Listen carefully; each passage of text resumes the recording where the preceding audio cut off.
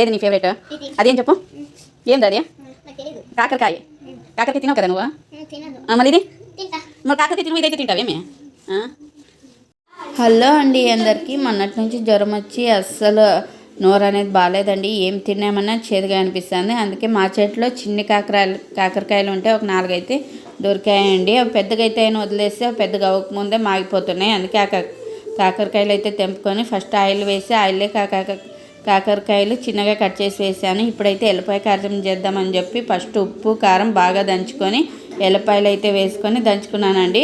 ఆ ఏగిండే కాకరకాయలని ఒక గిన్నెలోకి తీసుకొని మళ్ళీ అదే ఆయిల్లోకి ఈ ఎల్లిపాయ కారం ముద్ద అయితే వేసుకున్నాను. అందులోంచి కొద్దిగా తీసి కాకరకాయలు ఏగిండే కాకరకాయలకి అయితే వేసుకున్నానండి. ఇలా చేసుకొని తిన్నామంటే కాకరకాయ చేదు అనేది ఉండదు, చాలా బాగుంటుందండి.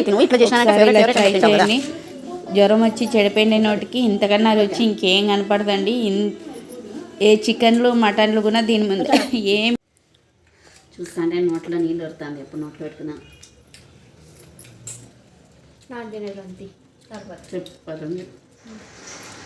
సూపర్ అండి. నిజంగా ఇట్లా చేసుకుని అయితే కాకరకాయ సేదు లేకుండా సూపర్ ఉంటుంది.